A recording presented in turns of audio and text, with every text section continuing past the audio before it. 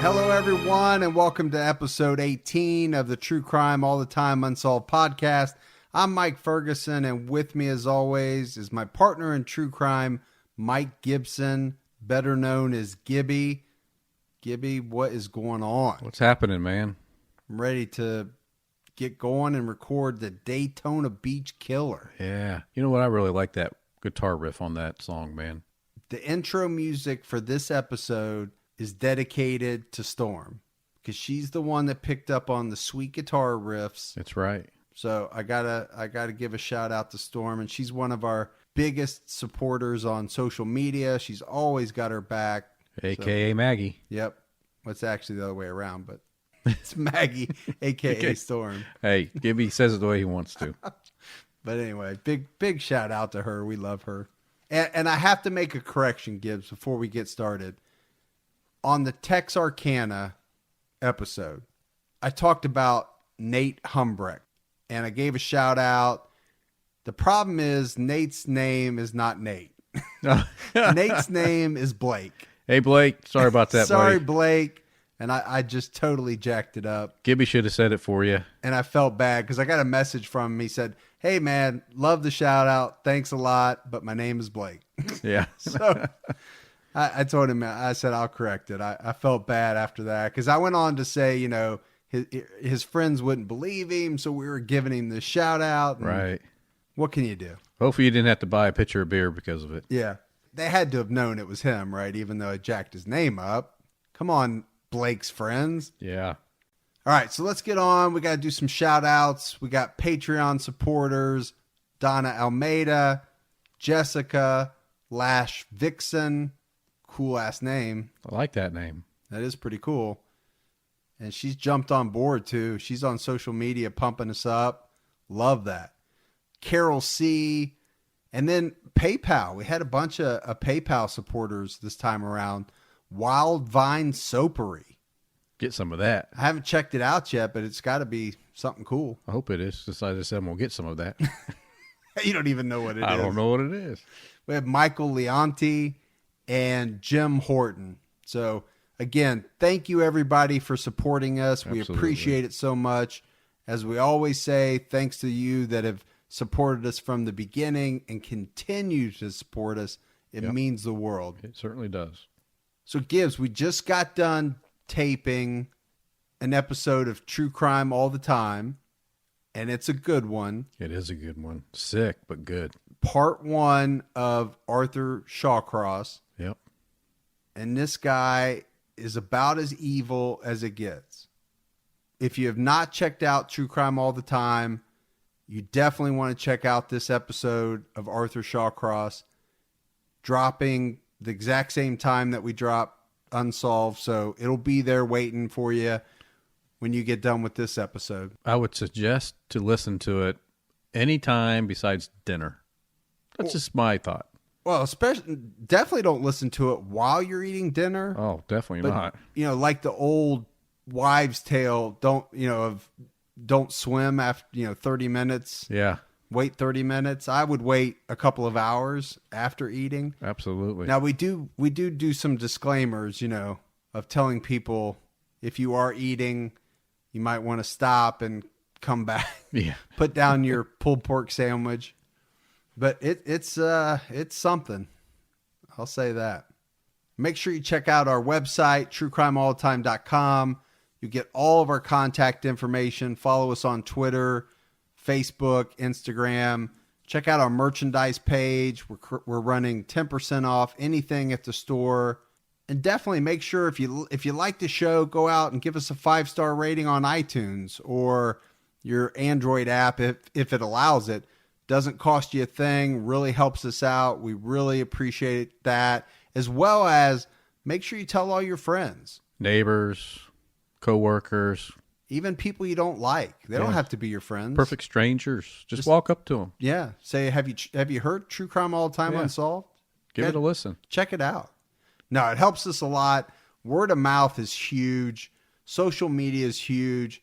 And all of that is free, right? That doesn't cost a thing. It's a great way to support us. Don't forget about CrimeCon, too. That's true. Coming up soon. The weekend of June 9th 10th, 11th.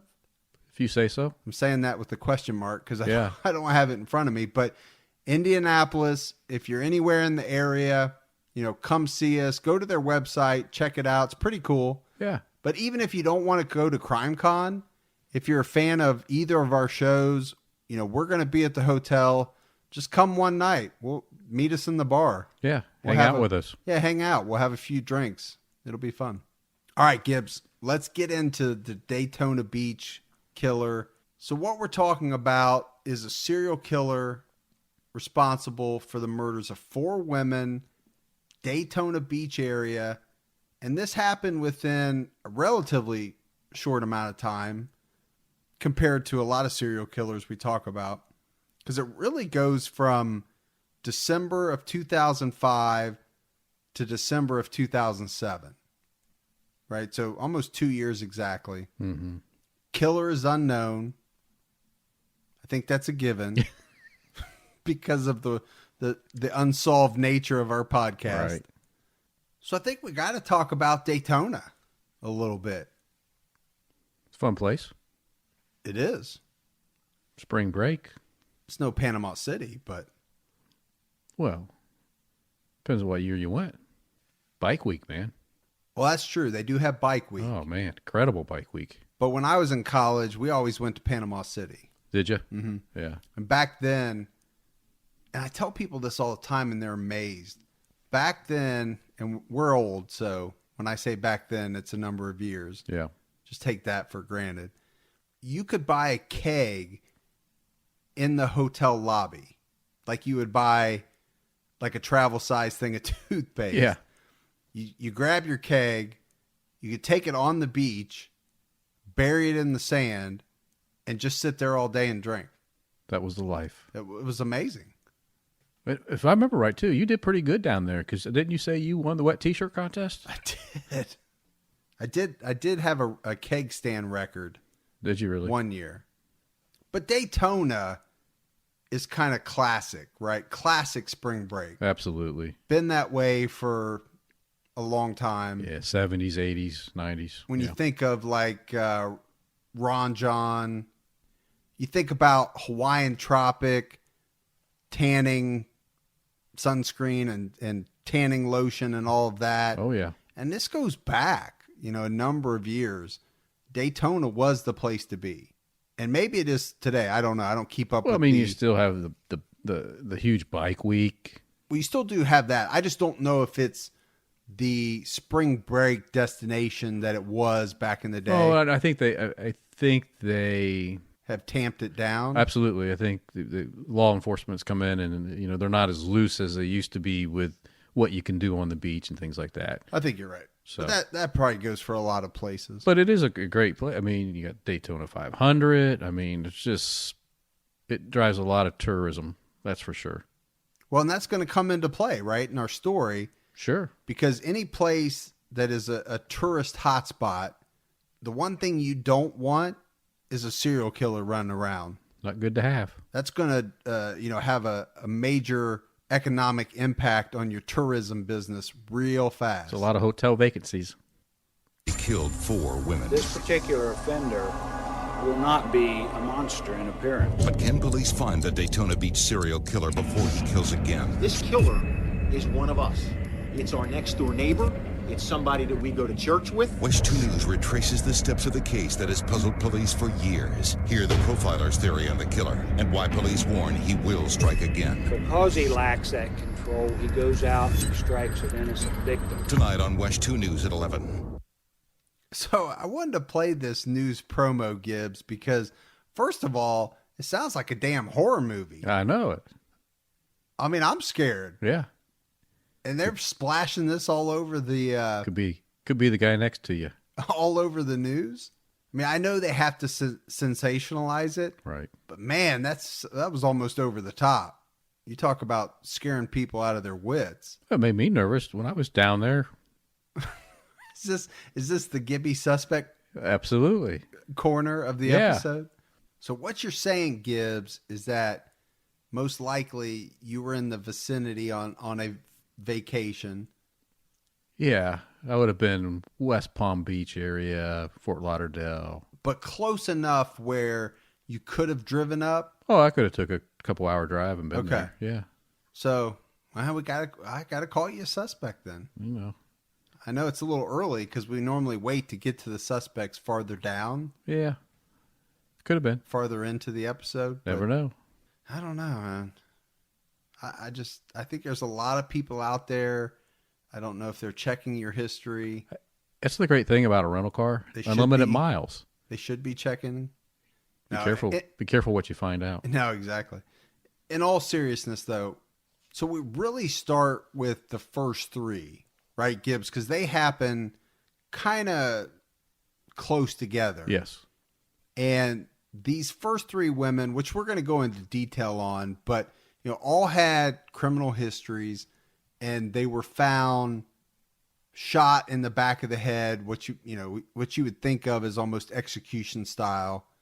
And then the fourth victim is discovered, later, originally not thought to maybe be involved with these other three, also shot in the head with a .40 caliber handgun. But I think at some point, not too long after, they realized that all four of these are the work of the same serial killer. So let's talk a little bit about the profile before we dig in on the victims. They would get a profile on this guy, and it was basically came back as what you should be looking for is an everyday Joe, right? This person's not going to stand out. They're going to blend in with the crowd. The one thing that they're probably going to have is relationship issues or troubles, right? Trouble keeping a relationship or trouble in their current relationship. All right, Gibbs, the first victim known was Laquetta Gunther. She was 45 years old.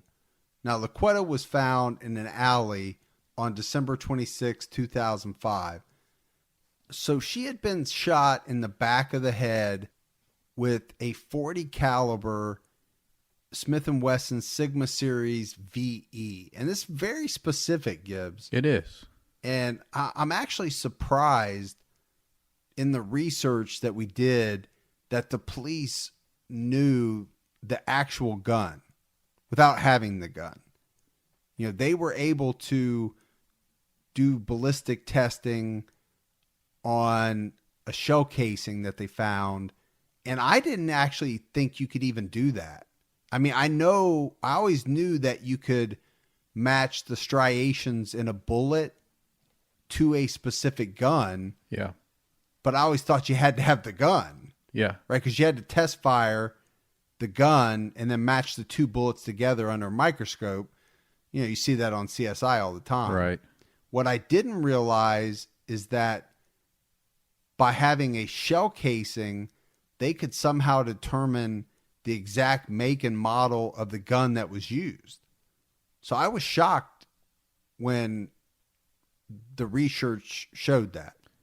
And I'm still not sure how they did that. I'm not either. Maybe one of our listeners will let us know. Yeah, maybe we got a ballistics forensic something Yeah. that can tell us how that works. Because that really did kind of blow me away.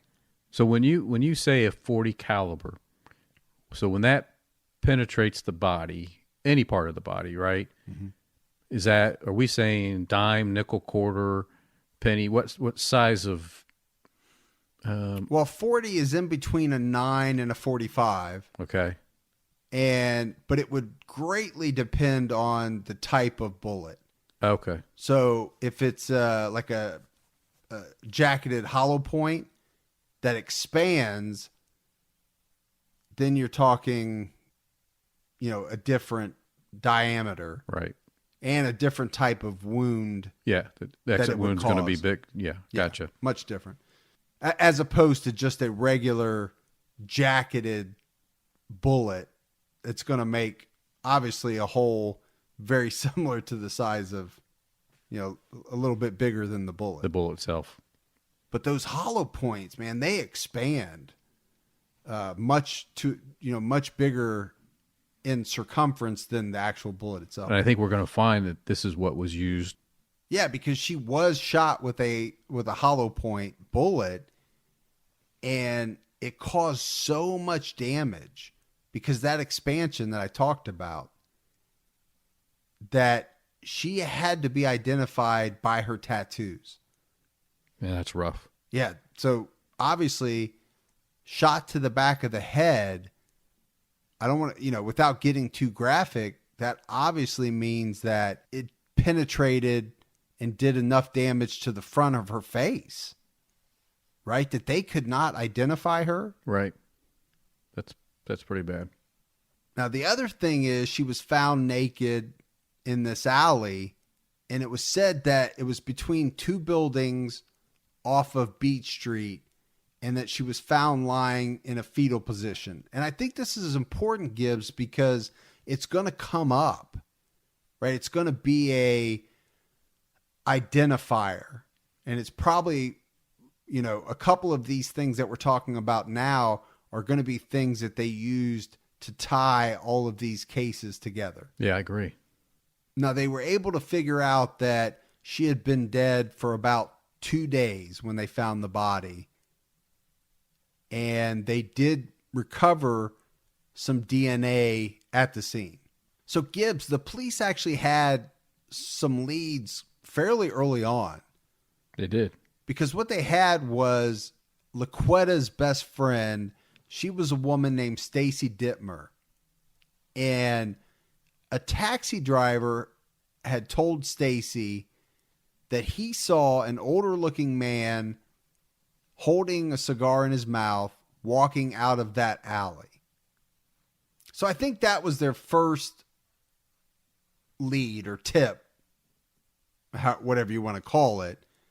But a little bit, about LaQuetta, it was said she was a painter, and she was actually very well known around Daytona Beach, and especially the bars around Daytona, because it was said that she had this amazing sense of humor, and just everybody in the bar scene, seemed to know who she was and really like her. Yeah, I think she was just really well liked throughout that scene. Yep, that's what I got.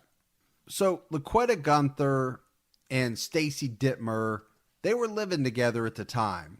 And if we go back to Christmas Eve, because this is when they estimate that LaQuetta was killed, right? Because her body was found 2 days later on the 26th. And at that point, they said she'd probably been dead about 2 days. So it was Christmas Eve, and she never came home that night.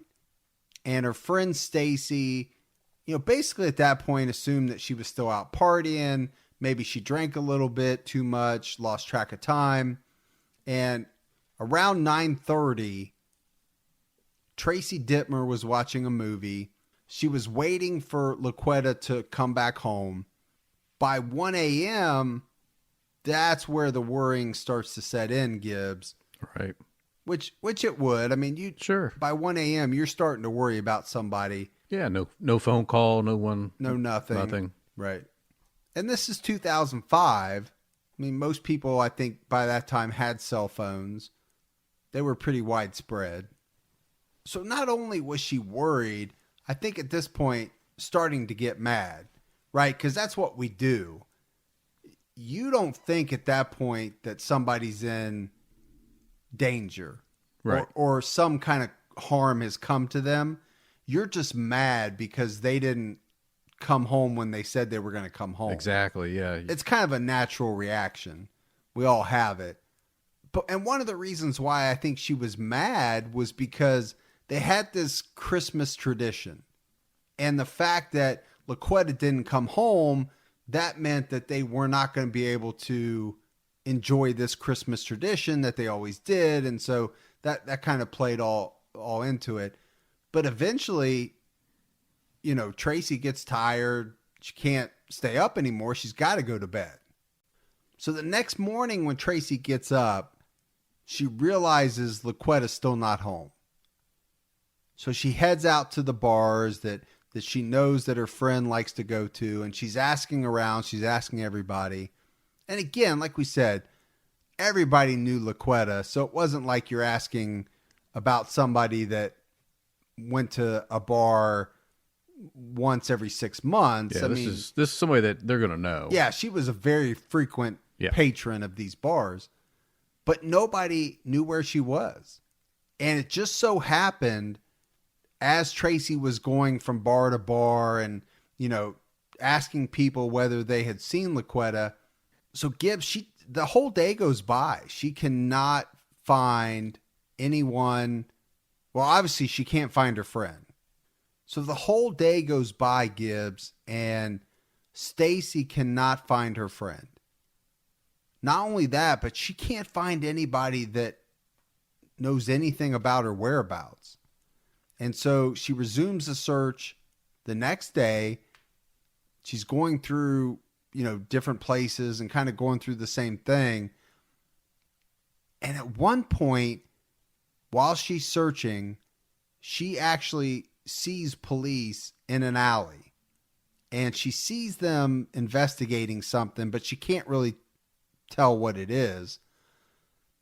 And what she doesn't know at the time, but we'll find out later, is that this was actually LaQuetta. This was her laying in the alley dead and the police doing their investigation. Kind of freaky in a way. You know? And I feel for Stacy, that has to be haunting. Oh, absolutely. It has to be. Yeah. So after Gunther's death, Stacy Dittmer, she puts together this poster signed by her friends, and she hangs it in this alley where LaQuetta died. And one of the people to sign this poster was a woman named Julie Ann Green. And the reason why this is so important is because about 3 weeks after LaQuetta is murdered, a construction worker finds Julie Ann Green lying face down at this construction site off LPGA Boulevard. And this is Saturday, January 14th, 2006, right? So we've kind of next month, but we've crossed over into the next year. Very similar to LaQuetta. Julie Ann Green has been shot in the head with a .40 caliber Smith & Wesson Sigma Series VE. The police know this. They know it's the exact same gun. They don't know it right then, but they find out. Right. And eerily similar, Julie's body is found completely naked, laying in the fetal position. It's the exact same. Carbon copy. It is. Yeah.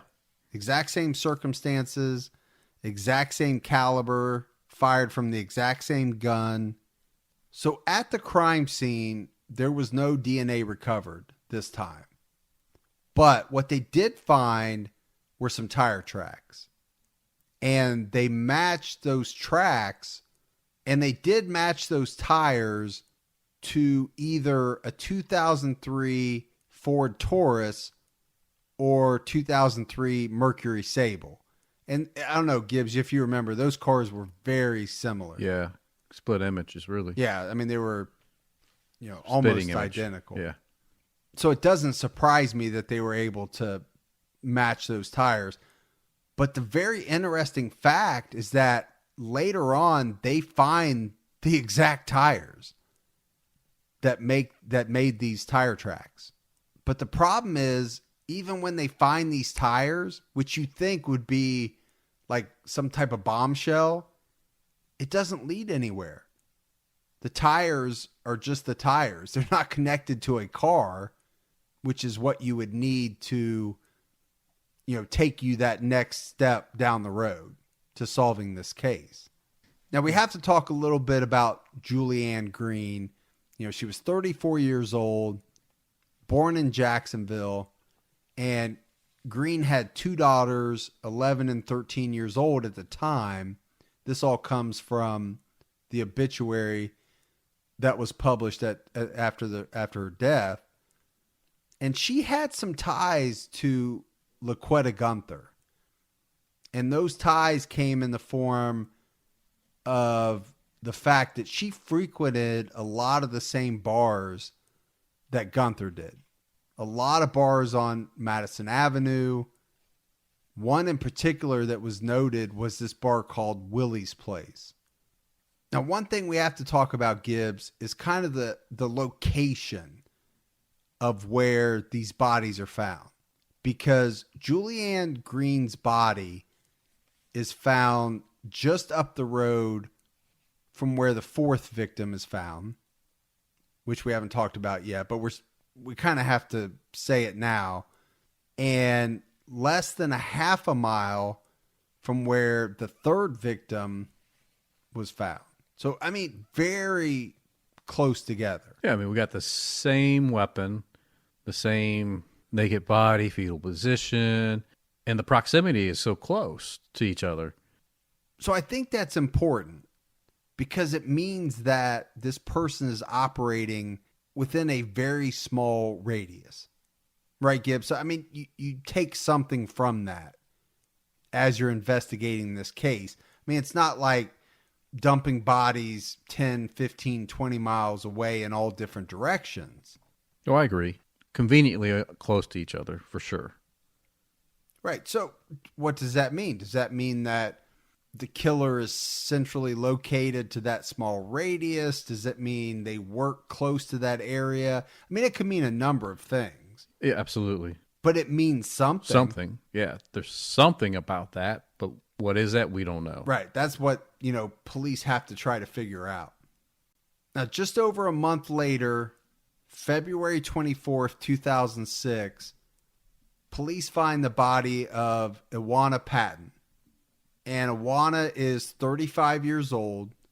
So again, we have Laquetta is 45, Julianne Green is 34, and Iwana is 35.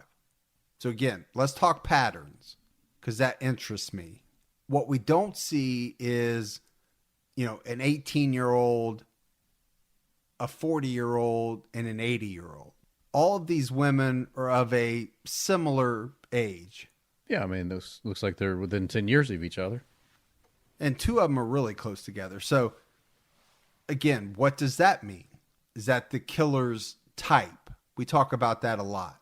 And I think as we move forward here, we're going to find out there's some other similarities that they have as well that will, help tie them in even better. So Iwana is found on a dirt road in a wooded area just east of I-95. And again, she had been shot as well, like the other two victims. And it was noted she had probably struggled with her killer. And that was not noted in the other two that I saw anywhere, Gibbs. So a little difference there. But again, like the other two, she was found completely naked and in the fetal position. So this in the fetal position. So if I come up on somebody and shoot them, they don't fall down and curl into a fetal position unless they're still alive and they're in pain. They might do that, right?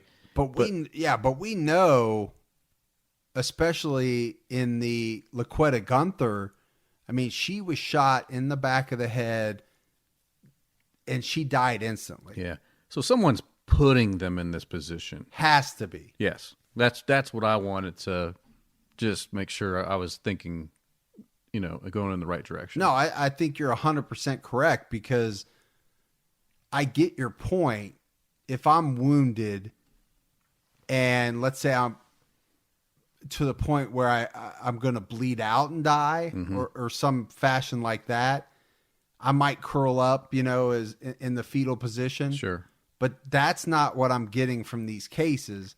It has to be somebody staging the victims in the same manner.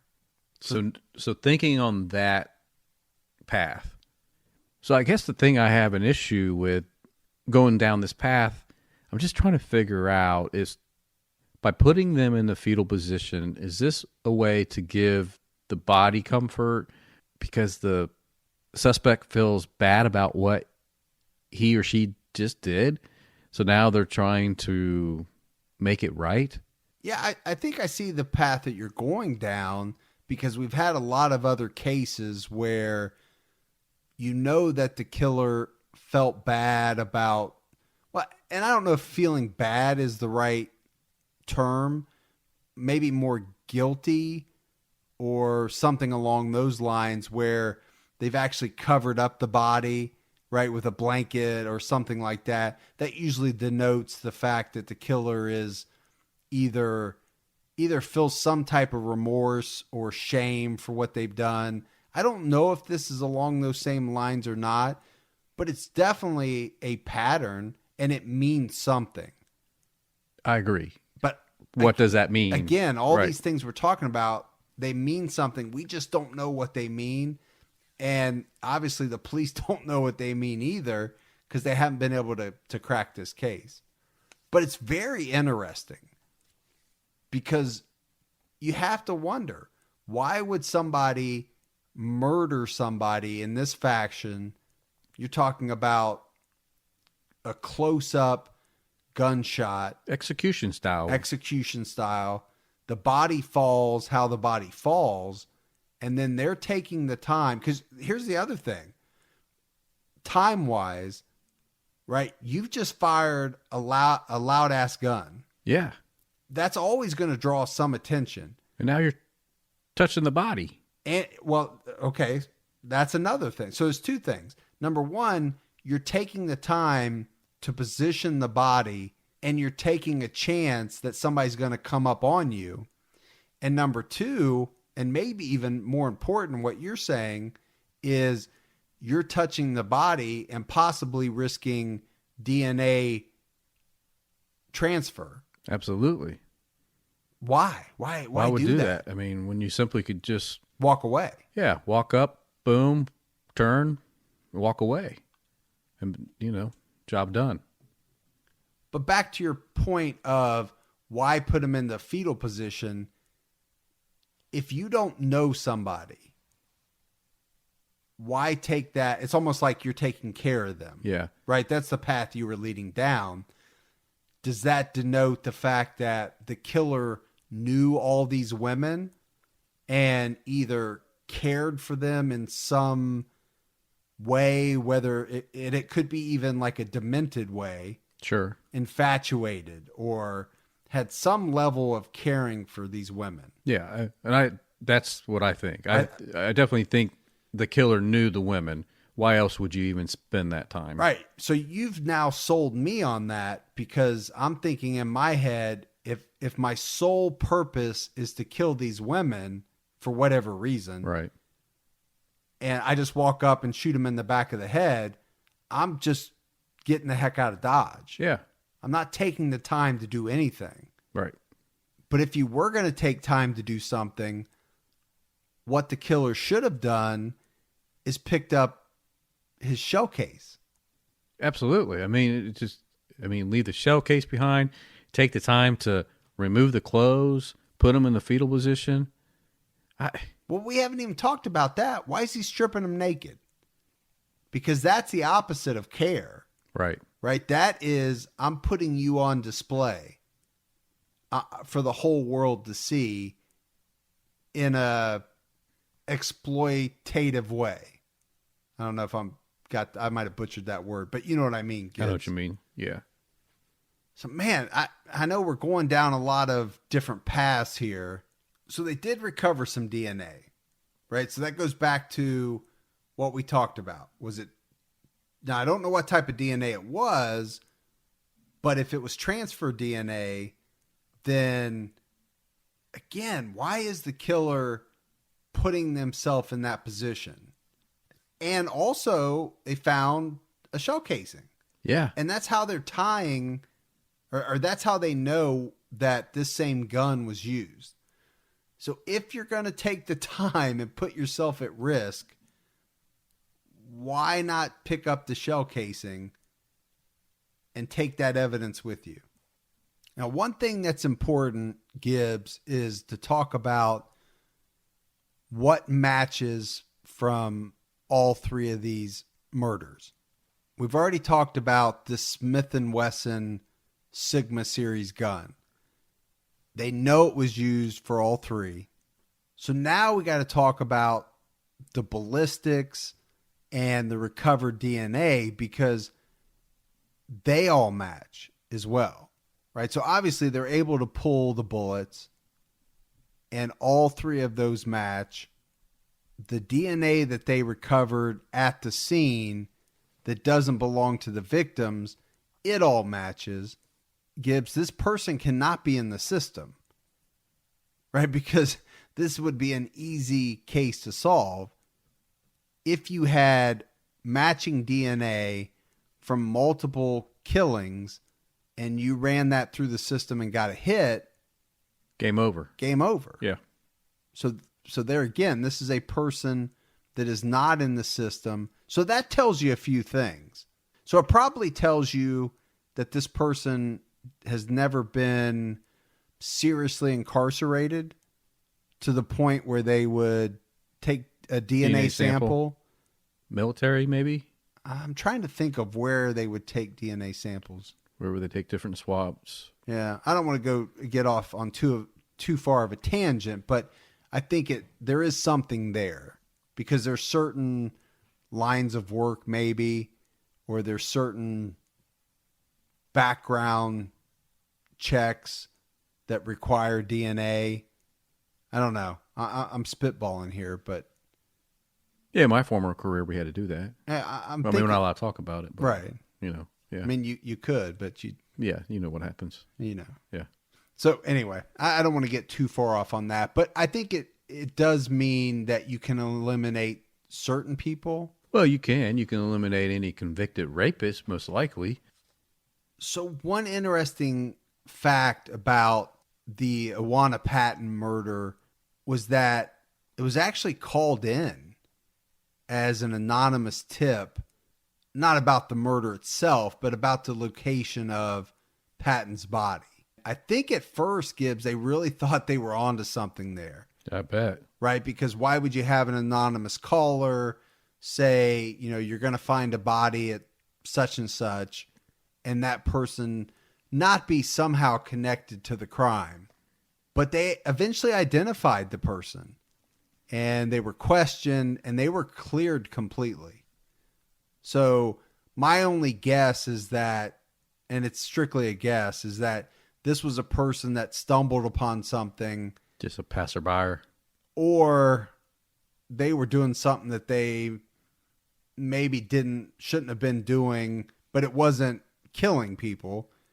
And so they just said, hey, I want somebody to find this body, but I really don't want you to know who I am. Now, a little bit about Awana Patton. Like we said, she was 35 years old. She lived in a town called Holly Hill, but was originally from Buffalo, New York. She was working as a nursing assistant, but she had an alleged history of prostitution. And we're going to find out, Gibbs, that all three of these women had that. It was believed, let's put it that way, that all three may have worked as prostitutes in the Daytona Beach area. Because I think one of the first theories that police put out, or I don't know if they put it out, but one of the first theories they come up with is that they believe that these victims went with the killer on their own accord, maybe even got into a vehicle and then were eventually murdered and dumped, as we talked about in each case. Now, if they were into prostitution, that theory would make a lot of sense. Daytona Beach, a popular destination for college students, of course, on their spring break. But this year, there's a bit more to worry about there than a bad case of sunburn. A serial killer is on the loose in the Daytona area, murdering 3 women in the past few months. And police say that they believe it's only a matter of time before he strikes again. Looking at this situation, so far it's been 3 prostitutes who have been the targets of this guy. How do you go about tracking him down, and do you think he's likely to strike outside of that mode? From what I've read in published reports, they are actually doing that now. There's a lot of things that's into play right now. They actually have teams set up to actually look at people in the community who could have committed these types of crimes before. In addition to that, people who perhaps recently got out of prison or out of jail who could have just started this thing about 3 months ago. As you know, the first victim was actually killed about 3 months ago. But what's really important in this case, and I think the captain on the line will agree with me, is that the suspect has used a handgun, from what I understand, and has shot the victims. So anytime, Martha, you have a rapist on the loose and a rapist who likes to commit murder, that is not a good thing for any community. And that's why the police are really, really concerned about this and the fact that this guy may, in fact, strike again. Well, the most important thing right now is for everyone, not only the kids that's down there on spring break, but even people living in that community. Because the thing about this case, Martha, is the fact that who's ever committing these crimes, it seems to me, is very familiar with the layout of that general area down there. And so they're very familiar with the area, so they know the getaway routes. So right now, all the people in that area, whether they're college students or not, need to be very, very vigilant in terms of the people that they're meeting and actually look out for each other. And I'd say definitely use the buddy system in terms of hanging out on the street, because this person is still out and he's probably looking for his next victim right now. So a couple of things from that, Gibbs. This was on the news after the 3 victims, Right. but before the 4th. Right. And, you know, I talked about the fact that maybe these women were into prostitution. Well, they came right out on the news and said they were. So they must have had some really good evidence to say that they didn't even use the word alleged. Right. But now the one thing that the gentleman said was that he called this guy a rapist. I didn't really see much in the research that talked about the fact that these women had been raped. But does that go, and how hard is that to figure out? Because if there was sexual contact as part of a transaction, for lack of a better word. Yeah. So what we don't know is if he approached them for a transaction, but it never occurred, right? Or you know, he lured them to his vehicle and they thought they were going to have a transaction with him, but then he just takes them. Yeah. And again, I don't think we know that. I couldn't find that. No, we don't have, I couldn't find anything on that.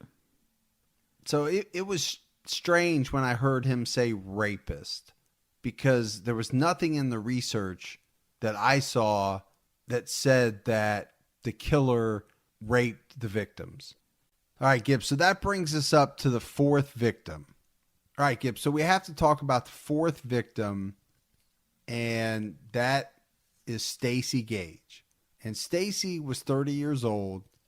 She was a native of Daytona Beach, mother of 2, and Stacy was found on January 2nd, 2008. She had been shot in the head with the same .40 caliber Smith & Wesson Sigma series. There's no doubt that these 4 are tied together. Yeah, same caliber, same weapon. I mean, her body was found naked in the fetal position, just adding to the fact that there's just no doubt that these 4 are tied together. We're going to talk about some other cases here in a minute that are possibly linked. And some people link them and some people say they're totally separate, but we'll get into that.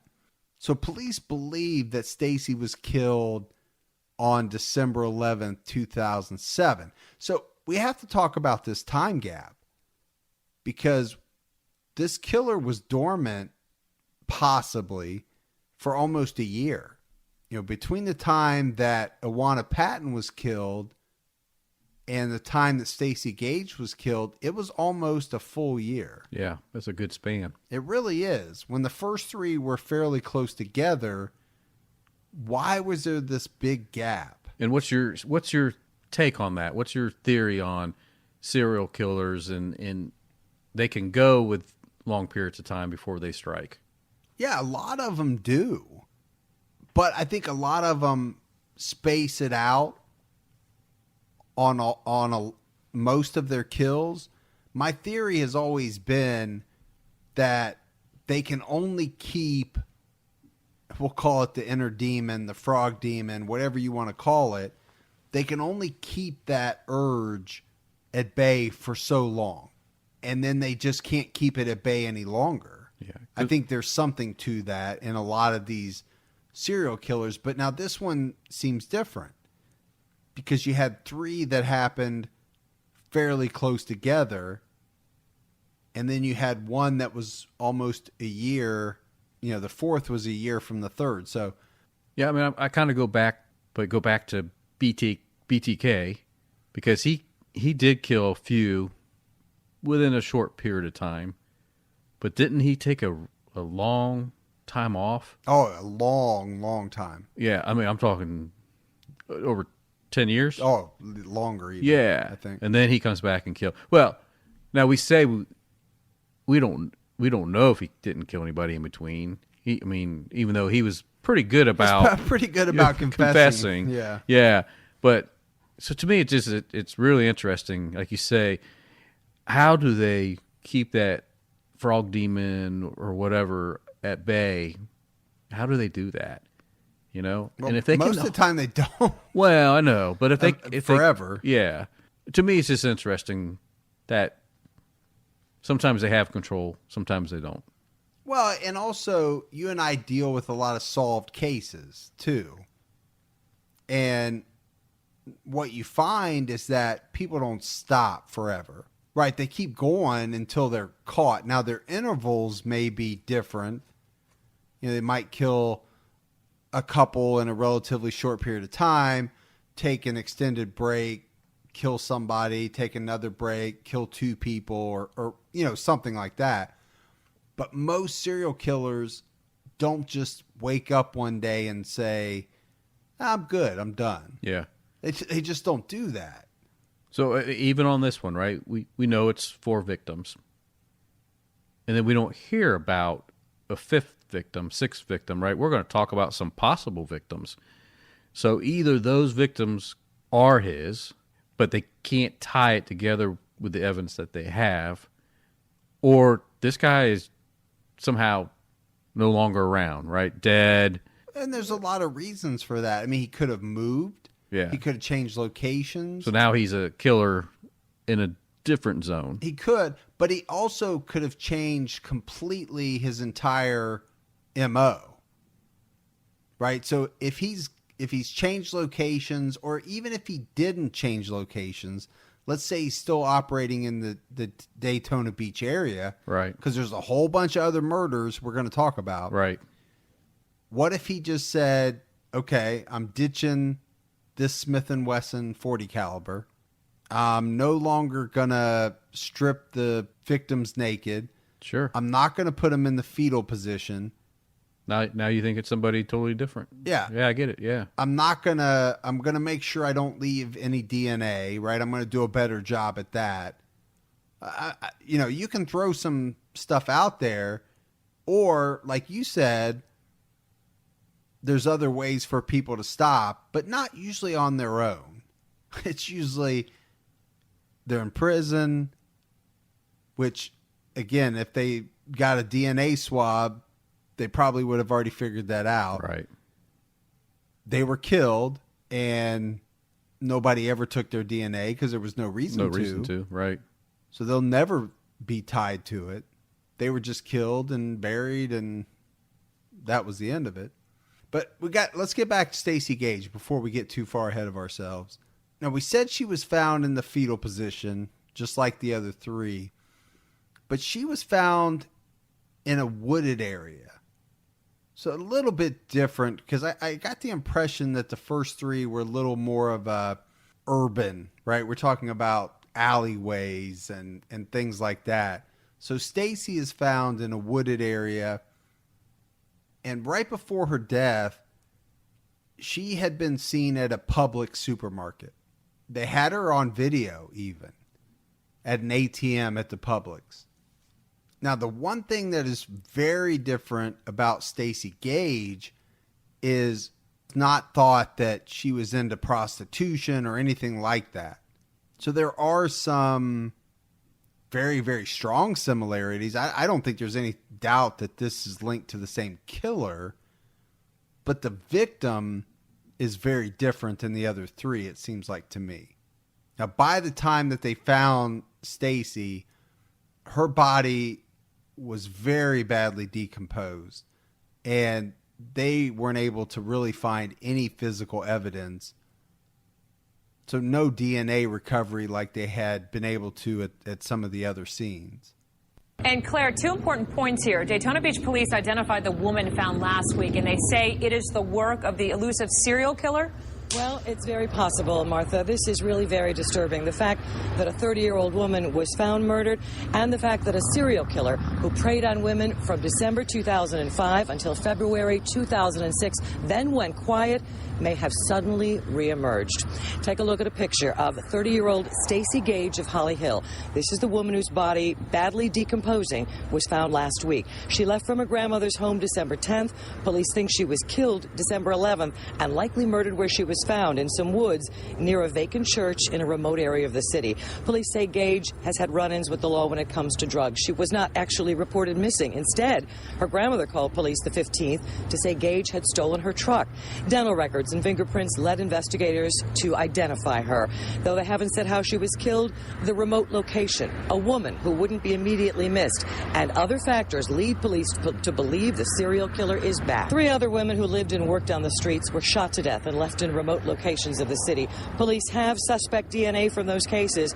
They haven't said if DNA was found at the recent murder. So Gibbs, obviously that was a new segment that aired sometime after Stacy's death, and it was early enough in the process where at that point they didn't even know how she'd been killed. Now we know now later on they figure out that she was shot by this same .40 caliber Smith & Wesson. And so you heard them talk about, is it the work of this serial killer or not? I think they figured out afterwards that, this is the same gun. It has to be the same killer. All theories are open at this point. That thing did kind of spin out of control, but the fact is we don't know who did it. We don't know what their occupation is, and so we are not focusing on any one particular occupation, so it could be anybody. Our public safety message has been the same from the very beginning. Quite simply, be aware of your surroundings. Don't get into cars with strangers or people that you don't know. Don't put yourself into a compromising or vulnerable position. Just use common sense, and certainly, if you're going to go out and consume alcohol, stay with friends and people that you trust. All right, Gibbs. So we've gone through the 4 known victims of the Daytona Beach killer. All right, Gibbs. So let's talk about some other people that were murdered. And in some places, you'll see these as possible victims that could be tied, but there may be some similarities in some, but there's a lot of big differences. I think one of the reasons why they're mentioned is because they're murdered within the time frame that the killer was known to be active. And I think because the victim's age, that like you talked about earlier, they're in that same age group. 30s to 40s. Yeah. So the first one we'll talk about is Reagan Kendall. She was 48 years old. Now, what makes her very dissimilar, or what makes her murder very dissimilar, is the fact that she was actually found dismembered. So that's a big difference between being shot. I mean, to me, that's a far leap. But she was killed sometime around July of 2007. So it was in that time frame. She did have a history of drug and prostitution charges. And basically what happened, there was a father and son who were going to their fishing hole, and they saw something on the road. And when they got out and they started to inspect it, it looked like it was a garbage bag full of human remains. So obviously they call the police, and law enforcement comes, and it was confirmed that it was the human remains of Reagan Kendall. So I don't know. I don't see much here. other than the time frame, other than the fact that she did have a history of prostitution, but I'm not seeing too much that's similar. No, I mean, I guess if it was years after Stacy, right, and he wanted to change his MO like you talked about, then maybe that could be why. But this is in the same chunk of time frame that the other four were. So why would he make any adjustments?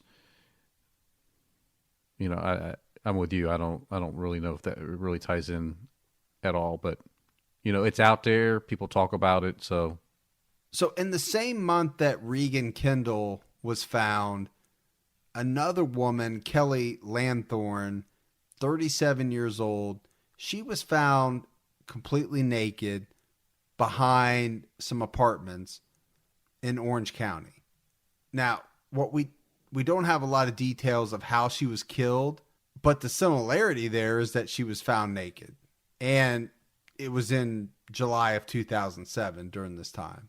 So Gibbs, I think the one murder victim that fits the other four the closest was Faith Jenkins, because her body was found naked from the waist down in the fetal position.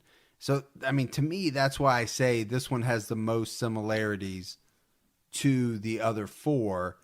Also, the fact that Faith had an arrest for prostitution. And I think the other thing that possibly ties her in is that her body was discovered just 2 blocks from where the body of Laquetta Gunther was found. And also, Gibbs, I mean, this is one where the chief of police actually came out and said that they're actively working this one, and they thought that this could be the work of a serial killer. Now, they didn't specifically say the Daytona Beach serial killer. No, but I think he was right, because, and we talked about this just a little bit ago, that how long do they wait? You know, can they control their demon and not kill for a while? Well, in this case, if this is the Daytona killer, this is 2015. So that's a long stretch of time. It is. But we've seen longer for a serial killer to lay dormant. And again, we don't know that they're dormant. Right. We just don't know of any other murders that fit the profile. This one is the closest one other than the 4 that we found. Yeah. Well, but again, you talked about sometimes they move away.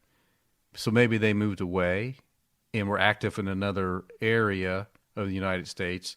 And for whatever reason, like some people do, they come back. I mean, you used to live in this area. You moved away. You worked in a different state for quite a while, and then you came back. So, what are you saying? I'm a killer? I'm I'm just saying that could be true in this case. It definitely could. Yeah, there's no doubt about it. And we're just throwing stuff out. Besides the 4, this is the closest one. Yes. There's no doubt about that. But Gibbs, the other thing that we know is there have been and either are currently a lot of serial killers in Florida. I mean, and I'm not bashing Florida. I mean, it's just a fact. There have been a lot of serial killer type murders that have occurred in Florida. Yeah. There's no doubt about it. I mean, even the FBI, they came out and they said that there are 28 murders in Florida unsolved that they've connected to serial killings. And this includes the 4 Daytona Beach confirmed killings. And I don't want to get off on a long tangent, but this is where you get into the whole idea of the long haul trucker. Because you've got that whole Interstate 4 corridor that runs from Tampa to Daytona. And there have been so many killings along that corridor. And I think a lot of people attribute those to a possible, or many different possible long haul truckers. And you long haul truckers that are listening, I'm not giving you a bad name. No, not at all. So I guess what I'm saying, Gibbs, is, or what I'm trying to say is, you've got these 4 Daytona Beach killings. You got a bunch of other murders in the state of Florida. This whole I-4 corridor and the long haul trucker theory and all of this gets kind of intermingled sometimes. And that's what makes it a little murky, I think. Yeah, it certainly does. Because the 4, they're linked together. They have to be. Same murder weapon. Yeah. Same this, same that. But then you have all these other ones where you say, could it be part of? Yeah, maybe, but... Well, anytime you have anything unsolved, right, you start throwing possibilities in. Yeah. So I guess we just wanted to bring it up to talk about the I-4 corridor, because you do see it a lot when you're researching the Daytona Beach killings. So we talked a lot about DNA. And one of the things that we know is that police have entered this DNA profile that they recovered from a couple of the murder sites into the national database. But we also know that they didn't get any hits yet. But that doesn't mean that they won't at some point. I mean, having that DNA is a big deal.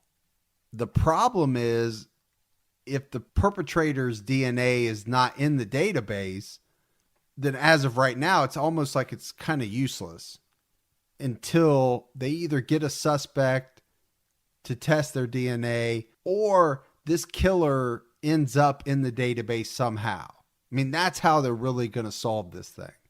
So there's a chance. Oh, there's definitely a chance. I mean, having that DNA to me is huge. Because this killer is one of us. It's our next door neighbor. It's somebody that we go to church with. It's somebody who is a respectable, decent human being on the outside. If you're involved in a relationship with this guy, you have the potential, a high risk, to end, your life is going to end like these women's life's end. Every night, what I want him to know is we're one day closer to getting him. Every single night when he lays his head down, he's got to be wondering if the SWAT team's coming through the door. All right, that's what you want. You want a policeman that's fired up about it. Yeah. So, in kind of trying to close this out, Gibbs, I think, obviously the police work hard on these type of cases. They're not giving up. They always have the possibility that they're going to hit on a DNA match. And they've had some suspects. Not that we can name, but they've had people that either fit the killer's profile. They had sex offenders that they checked out. They checked out a lot of people that either, had run-ins with prostitutes or had attacked prostitutes. They checked men that had violent pasts. The problem was when they went to test their DNA, they didn't match. Right? So they've done a lot of work. And even the police chief would come out and say, that this is an extremely frustrating case. And it has to be, because they have evidence and they have a lot of information. They just haven't been able to crack it. But the one thing that he said is, we never stop working. Right? And you hear it in that clip. You hear the emotion, or you hear the... A little bit of frustration. Yeah, that too. But definitely passionate about trying to get resolved. And he also says that he does believe that there is someone out there, not the killer, but someone out there that also knows about the deaths and knows who is involved. And we say that a lot in Unsolved, right? There's probably somebody out there who knows, and it's either up to that person to step forward, or, could be a deathbed confession that, I know that it was this person and I never said anything. could be something like that. But I think his quote is, I know in my heart of hearts that there's someone out there who knows who this guy is. People don't kill in a vacuum. And I agree with that. It's very tough for people to kill a number of individuals and be able to just totally keep it to themselves, right? Not let it slip, or not, I don't know, not that they're telling everybody they meet, but you know what I'm saying, Gibbs. Yeah, well, yeah, I got you. So bottom line it, I think this is one that could be solved because they do have a good amount of evidence and they have DNA, which is, very valuable. But again, not to harp on it, but unless the killer's DNA gets put in the database, or unless somebody that knows some details decides to come forward, it's going to be very tough. Yeah. But I think the good part is, nothing good about this, but this case is only 10 years old. That's not a long time with unsolved cases. This does have the potential of being solved. I just really feel it does because of the DNA that they have. It's not like some of the cases we do where it's unsolved from 60s, 70s, right? Where even if they had DNA, the DNA samples are just not very strong. They can't really even use them. I think because the time frame when this all occurred, that these DNA samples will have some longevity within the system and that they will actually be very useful when that day comes about. Yep, I agree. All right, so that's it for another episode of True Crime All Time Unsolved. For Mike and Gibby, stay safe and keep your own time ticking.